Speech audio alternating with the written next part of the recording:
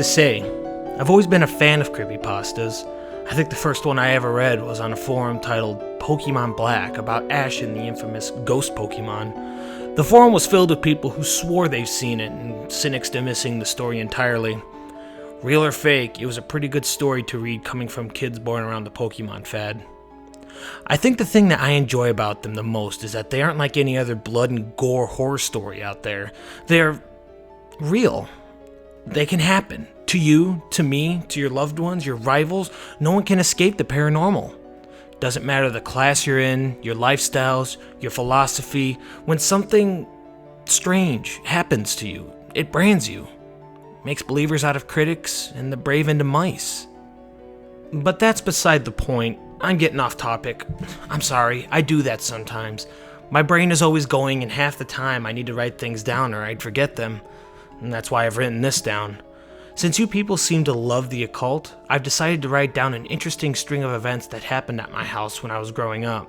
Events that were caused by one entity we like to call Shadow Guy. Now, Shadow Guy wasn't exactly what it sounds like. He was a thing that only came out at night or dusk when the light was jaded. He was a black shadow with no real features or host. On good nights, you could see a head, maybe a shoulder, and long gangly arms, but these were all maybes. There was no definites with this guy. Now, I'm not going to jump to the conclusion and say he was a demon or a malevolent force here to give us fear, but he wasn't really a frolic in flowers either. He was neutral, for the most part. He didn't speak, he didn't interact with our family too much. He didn't really do anything besides reside at our property and occasionally show up to do random things. I'm sorry, I'm getting too much into detail again. You probably want to hear more about what he's done and not what he is. Let's start off with the first sighting. I was 8 years old or something around then. My brothers, the neighbor kids, and myself just finished a game of Ghosts in the Graveyard. In short, it was a game where all but one kid went into the garage while that lone child went to hide somewhere in the backyard. The backyard when we were kids had no fences, so it was like one huge yard, giving endless hiding possibilities. I really am sorry. Basically, the kids would exit the garage or safe place and then walk around trying to find the other kid. The ghost tries to tag someone else and then they can be dead next. If you see the kid who's hiding, you're supposed to scream, "Ghost in the Graveyard," and run back to the safe house.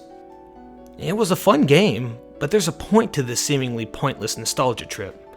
A more foreboding reason. Throughout the night, we should have found out something was strange. Every once in a while, we would hear someone scream "Ghost in the Graveyard" and would run back to the garage, as per the game's request. But usually we would have the ghost come up to the door and claim that we were cheating, since there was no way you were far enough to see me. Childish arguments. I mean, maybe they could see him behind the shed, or maybe they saw something else. But allegations are pretty much guesses, right?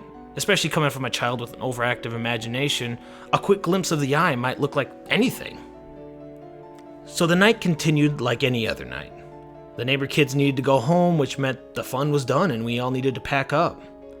I was in the backyard looking around for my sandals I had removed from the festivities, to try and run faster. The grass was nice and soft anyways. I saw no need for any sort of shoes on nice cool nights like that. My parents always did a good job at... I saw something. On our slide, I saw it. Keep in mind, the whole backyard was dimly lit by one lone light source inside of the house, shining out of the kitchen through the sliding glass doors. Well, that and the moonlight. But that was the first time any of us had really seen him, and, of course, it had to be me. His shadow figure seemed to be sitting at the top of the playhouse's slide. The slide was yellow, making it easy to see a figure just sitting there, staring at me. I think he was staring at me. He wasn't doing anything, just sitting there.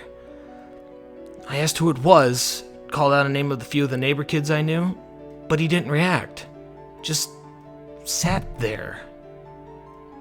Once I got closer, he finally moved.